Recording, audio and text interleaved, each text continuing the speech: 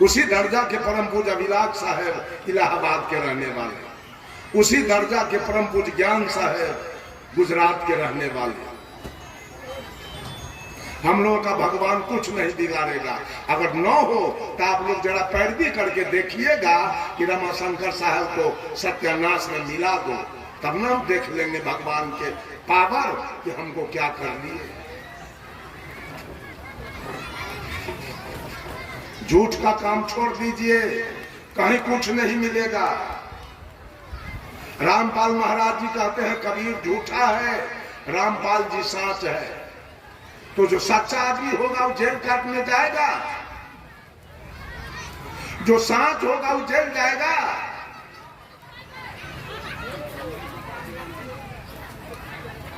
छत्तीसगढ़ गए हम, छत्तीसगढ़ एक आदमी तीन भाई है, तीन भाई में से नाम नहीं खोलेंगे, कहा कि वीडियो वहां जाएगा तो पढ़ लेगा कि साहब जी मेरा चर्चा किए। तीन भाई है, तेली जात के साहू जी। बड़ा भाई के पास 4 लड़का, मझिला भाई के पास 2 लड़का और छोटका भाई के पास भी 2 लड़का।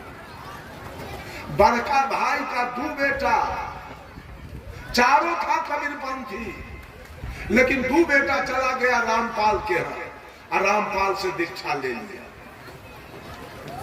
और सब कुछ छोड़ दिया। किसी को भीख देना, किसी के यहाँ भोज खाना, किसी के यहाँ आना जाना सब बंद कर दिया दोनों भाई। अंत में पिताजी को भी ले जा करके रामपाल से दिवा दिया दीक्षा। अभी चचेरा भाई और चच्चा सब समझाते समझाते हार गया।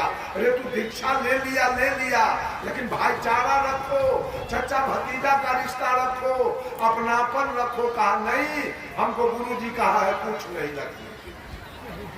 कहा अच्छा ठीक है, तू अपने जगह पर रहो, हम लोग अपने जगह पर रहेंगे। अंत में बुढ़ा करके उसके पिताजी मर गए। पिताजी को लेके श्मशान चला। वो छत्तीसगढ़ के गांव के लोग, गांव का नाम है थाथामार। बराबर मेरा कार्यक्रम वहां होता रहता है छत्तीसगढ़ में। अभी भी आया था, आज भी आया। हम की गर्मी में हम नहीं जा सकते, वहां बड़ी गर्मी पड़ती। जब वो पिताजी को चिता लेके चला दफनाने, गांव के लोग कहा मैं अपने खेत होके चिता नहीं जाने दूंगा, लाश नहीं जाने दूंगा। जाओ रामपाल से जगह मांग लेना, रामपाल से जाओ रास्ता मांग लेना, मैं हम लोग नहीं जाने देंगे अपने खेत होके। लाश रुक गया दरवाजे पर। कहा एक आदमी मंदिर नहीं जाएगा और जाने नहीं देंगे लाश। लाश रुक गया दरवाजे पर। दोनों भाई आया, ये 2 भाई जो कबीरपंथी था, उसका भी मैं नाम जानता हूं, नाम नहीं कहूंगा। उसको आके कहा भैया तो पिताजी का लाश आप ही ले आओ और आप ही समाधि कर दो, हमको तो लोग जाने नहीं देगा, लेकिन हमको थोड़ा सा उसमें शामिल होने देना। गांव का लोग कहा खबरदार, ये जाएगा तो आपको भी लाश नहीं ले जाने। दोनों भाई रुक गया घर, लाश गया, समाधि हुआ। उसके बाद गांव का लोग मीटिंग किया कि इसके खेत में पानी नहीं जाने देंगे, रामपाल से जाके पाइप मांग के लावे और रास्ता। इसका गाय भैंसी चौड़ में चरने नहीं देंगे खेत में, और इसके खेत में ट्रैक्टर नहीं जाने देंगे। और जो इससे बात करेगा, बच्चा हो चाहे सियान, जिसका बेटा बेटी बात करेगा, उसको 5000 दूंगा। अभी का जो परिस्थिति है, उसके दरवाजे पर एक चीटी नहीं जा रही है, उस व्यक्ति के दरवाजे पर जो रामपाल का शिष्य है। अंत में वो व्यक्ति थाना गया, जाके दरोगा से कहा कि दरोगा जी हम तो हमारा पानी बंद हुआ और ट्रैक्टर नहीं जाने दे रहा है, लोग गाय नहीं भैंस नहीं चढ़ने दे रहा, तो मर जाएंगे हम सब पराने। दरोगा आया, गांव के लोगों को बैठा के और दरोगा माफी मांगा कि हम आप लोगों से माफी मांगते हैं, कम से कम ट्रैक्टर जाने दीजिए, पानी जाने दीजिए, गाय भैंसी चरने दीजिए, और जो सजा हो सो इसको आप लोग। तब गांव का लोग मान गया, ठीक है मर जाएगा खाने बिना इसका बाल बच्चा, पानी जाने दो, ट्रैक्टर जाने दो और गाय भैंसी चलने। वही चल रहा है। जिसके यहाँ हम गए उससे कहे कि हमको आदेश दीजिए तो हम इसे थोड़ा बात करें। कहा नहीं गुरु जी आप जाइएगा तो तुरंत 5,000 हमको देना पड़ेगा, तुरंत 5,000 जुर्माना हमको लग जाएगा। ये गुरु का काम है कि चेला को ऐसा बना दो कि समाज से आउट हो जाए, बाहर हो जाए। यही सब ज्ञान है गुरु का, यही सब ज्ञान है मुक्ति का।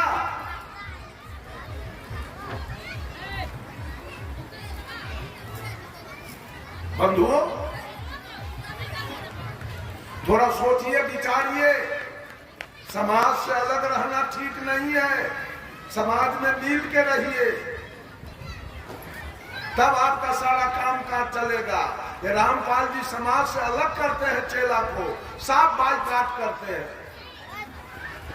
ज्ञान कैसा देते हैं मालूम है? कबीर साहब का तस्वीर देखिए। किसी भी महापुरुष को दो प्रकार से जाना जाता है, एक तो उसके इतिहास से और नहीं तो एक तो उसके वेशभूषा से। न कबीर साहब के लेखनी से रामपाल का एक वो लेखनी मिलता है और न कबीर साहब के वेशभूषा से रामपाल का कुछ मिलता है। कबीर साहब के गले में कंठी है कि नहीं बोलिए? कबीर साहब के गले में कंठी है ना? रामपाल के गले में कंठी है। रामपाल को देखिए दाढ़ी छिलाता है, मोछ रखता है। हम लोग अगर छिलाते हैं तो टीकी सहित मोछ दाढ़ी खूब सहित कबूतरा है नमक। रामपाल को देखिए मोछ रखा है, दाढ़ी छिला दिया है।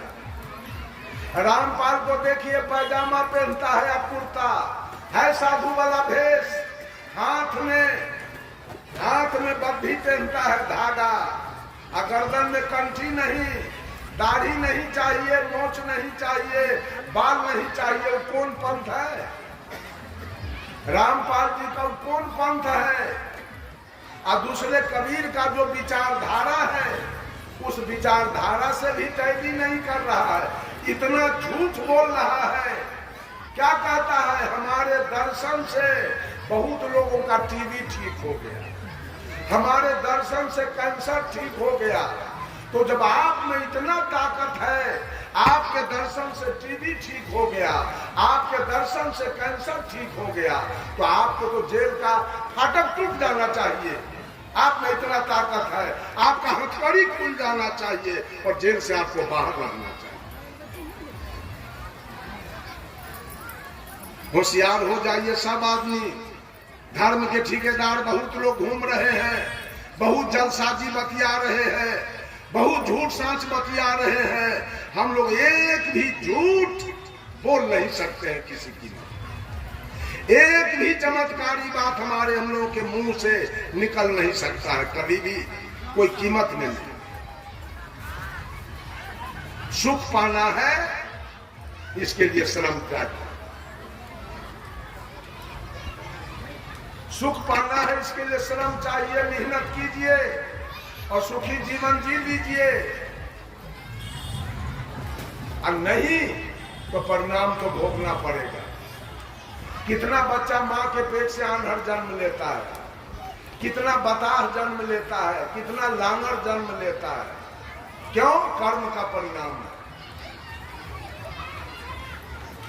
औरत का शरीर मिला है, कर्म का परिणाम है। मर्द का शरीर मिला है, कर्म का परिणाम है।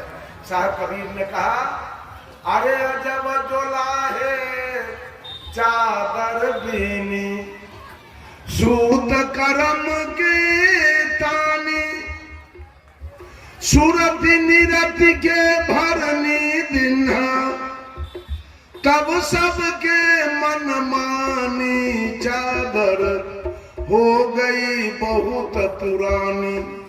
अब तो सोच समझ अभिमानी, चादर हो गई बहुत पुरानी। ये चादर, ये शरीर भी कर्मानुसार। देखिए, किसी को कुत्ता वाला शरीर मिला, किसी को गीदड़ वाला शरीर मिला, किसी को सांप वाला शरीर मिला, किसी को चूहा वाला शरीर मिला है, किसी को बिल्ली वाला शरीर मिला है, किसी को गाय वाला शरीर मिल गया, किसी को भैंस वाला शरीर मिला, किसी को ऊंट वाला शरीर मिला, किसी को गधा वाला शरीर मिला, किसी को हाथी वाला शरीर मिला। ये सारा शरीर आपके कर्म के अनुसार। धन आपके कर्म के अनुसार। बीमारी, एक बात तो मैं नहीं किया, टीबी, दम्मा, कैंसर, डायबिटीज, एड्स, लकवा, पोलियो, ये भी आपके कर्म के अनुसार। भगवान किसी को टीबी क्यों देगा? भगवान किसी को दम्मा क्यों देगा? भगवान किसी को कैंसर क्यों देगा? भगवान किसी को एड्स क्यों देगा? वो व्यक्ति भगवान को क्या बिगाड़ा कि उसके जीवन में कैंसर भेज दिया भगवान, और को नहीं दिया, उसको क्यों दे दिया? ये सारा बीमारी भी आपके कर्म के अनुसार है। आपने अधिक चीनी खाकर डायबिटीज पैदा किया है, आपने अधिक नमक खाकर ब्लड प्रेशर बढ़ाया, आपने खैनी बीड़ी तंबाकू खाकर कैंसर को बुलाया है, आपने वासना में रहकर एड्स को बुलाया है। ये सारा बीमारी, भगवान कोई बीमारी का दुकान खोल के नहीं बैठा है क्या आपके जीवन में वो बीमारी भेजा है? वो सब आपके कर्म का परिणाम है। एक एक आपके जीवन में जो घटना घट रही है वो आपके कर्म का परिणाम है। कान खोल के सुन लीजिए, अगर आप 2 कट्ठा जमीन जोत रहे हैं तो आपके कर्म का परिणाम है, और कोई 200 बीघा जोत रहा है तो उसके कर्म का परिणाम। किसी का बेटा पोता इंजीनियर डॉक्टर बना है तो उसके कर्म का परिणाम है। आपका बेटा ईंटा बालू सीमेंट ढो रहा है और भैंसी चला रहा है और टेम्पू चला रहा है तो उसके कर्म का परिणाम। आपका बेटा जवानी में मर गया है, उसके कर्म का परिणाम है। आपकी भैंस मर गई है, वो आपके कर्म का परिणाम है। और आपका दामाद मर गया है, आपके कर्म का परिणाम। डाइन को मत नाम लगाइए और डाइन को गाली मत दीजिए और मामला फौजदारी मत करवाइए, ये सारा आपके कर्म का परिणाम। और सब लोग भोग रहे हैं। आपके बगले वाला का बेटा डॉक्टर हो गया, आपका बेटा भैंसी चला रहा है, आपको नजर पसार के देख रहे हैं। आपके बगले वाला का बेटा प्रोफेसर हो गया, आपका बेटा ईंटा बालू से मिल रहा है, आपको नजर पसार के देख रहे हैं। आपके बगले वाले को 10 बीघा खरीदा गया, आप बतैया ठीका जोत रहे हैं, नजर पसार के देख रहे हैं।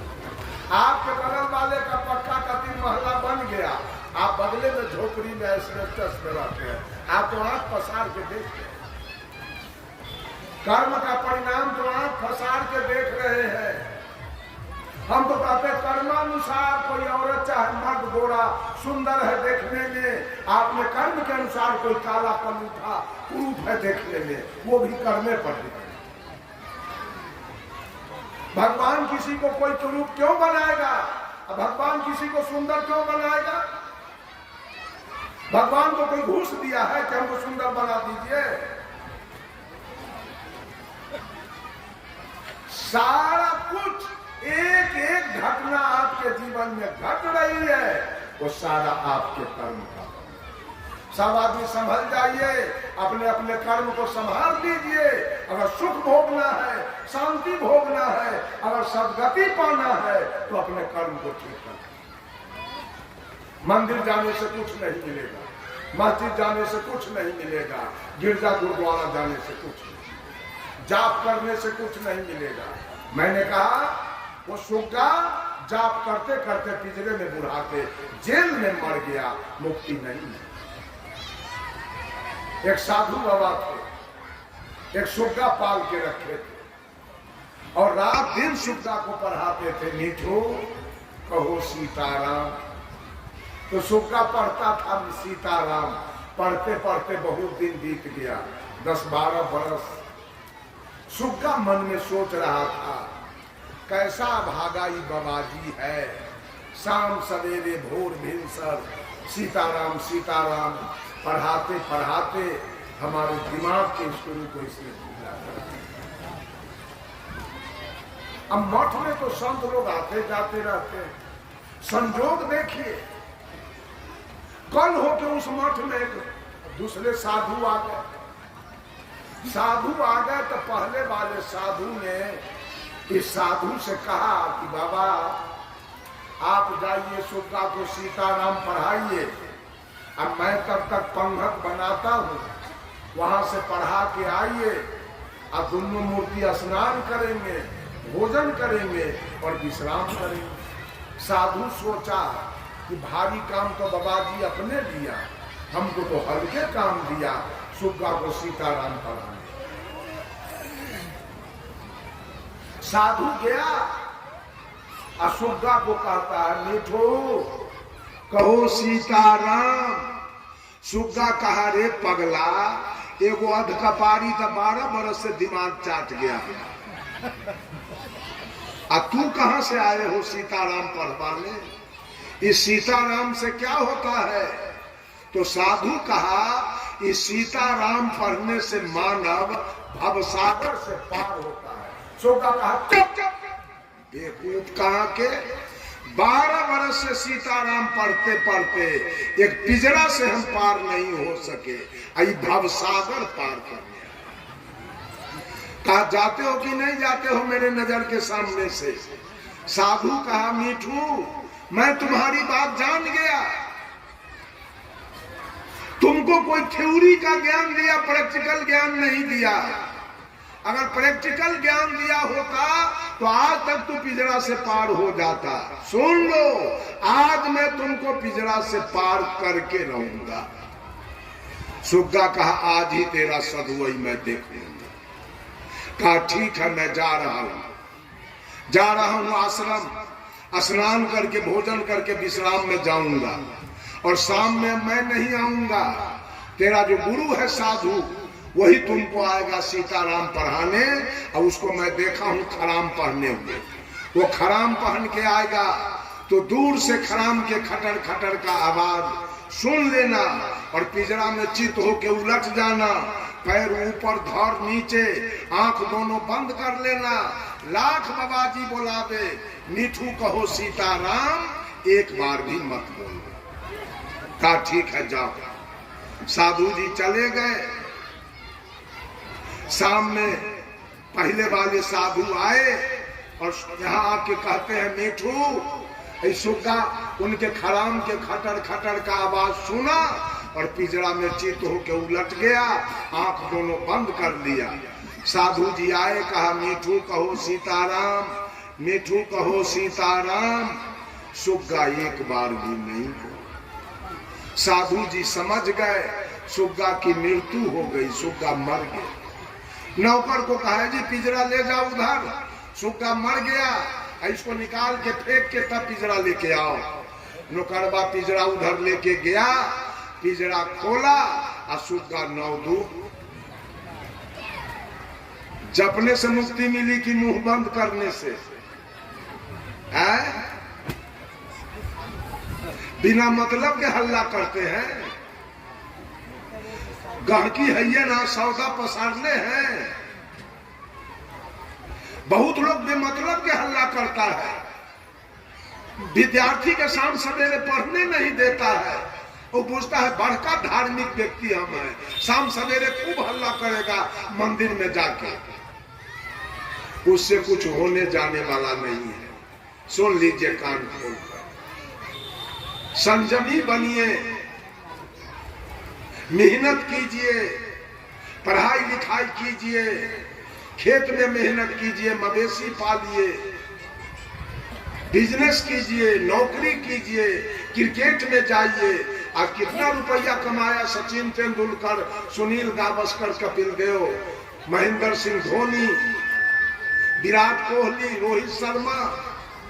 जाके देखिए कितना सुख भोग रहा है। आप भगवान की पूजा कीजिए। सिनेमा में कमाया अमिताभ बच्चन, शाहरुख खान, सलमान खान, हेमा मालिनी, देखिए कितना सुख से जी रहा है। भोजपुरी में कमाया भरत शर्मा व्यास, खेसारी लाल यादव, दिनेश लाल यादव निरहुआ, विजय लाल यादव, कितना रुपया कमाया देख लीजिए, जी रहा है सुख से। आप भगवान के फेर में पड़े, भोला बाबा के फेर में पड़े, सोखा बाबा के फेर में पड़े हैं, कारिक बाबा के फेर में पड़े हैं।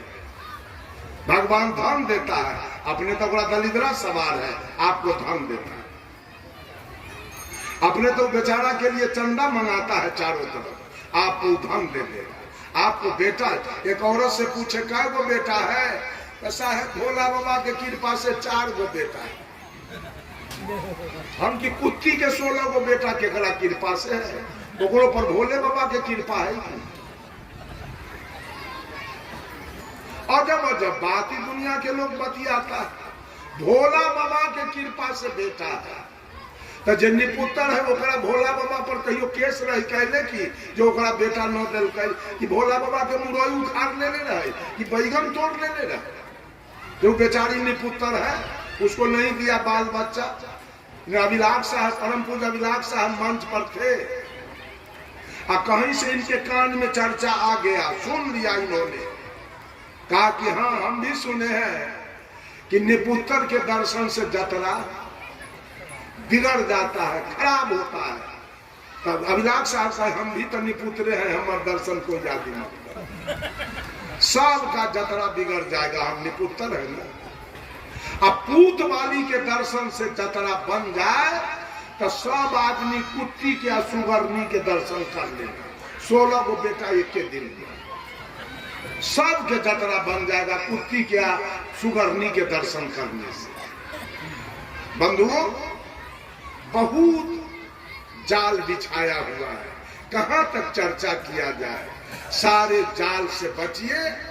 और एक बात मैं कह देता हूं, पैसा बड़ा मेहनत से कमाया जाता है। ये पूजा त्योहार और तीर्थ व्रत में रुपया को मत कमाओ, कुछ नहीं बनने बिगाड़ने वाला। सारे रुपया को बचाइए और उस रुपया से बेटा को पढ़ाइए, उस रुपया से बेटी को पढ़ाइए, उस रुपया से जमीन खरीदिए, उस रुपया से मकान बनाइए, उस रुपया से गाड़ी घोड़ा खरीदिए, उस रुपया से बढ़िया घर में बेटी के दहेज दे के ब्याह कीजिए। लेकिन पूजा त्योहार और तीर्थ व्रत करते करते लूटने वाला सारा रुपया आपका लूट लेगा, अंत में कुछ मिलेगा। बोलिए सद्गुरु देव की जय। अंतिम सत्र है, सत्र की समाप्ति है। 3 सत्र से मैं बोलता आया, इसमें जो कुछ त्रुटियां हुई होगी उसे आप लोग क्षमा करेंगे। सब लोगों को, माता बहनें बैठी है, इधर भाई बंधु बैठे हैं, सबको मेरे तरफ से धन्यवाद, आशीर्वाद। सब फले फूले, सबका कल्याण हो। ये बाजा वाले हैं, इनको भी साधुवाद। इधर जो हमारे कलाकार लोग हैं, इनको भी साधुवाद। और जो हमारे भोजन बनाने वाले लोग हैं, संत के सेवा में लगे हैं, उनको भी मेरे तरफ से साधुवाद। और जितने इस सत्संग कराने वाले कर्मचारी लोग हैं, जो पदाधिकारी लोग हैं कमेटी के, उनको भी मेरे तरफ से साधुवाद, धन्यवाद। इन्हीं चंद शब्दों के द्वारा वाणी में देता हूं विराम। बोलिए सद्गुरु देव की जय।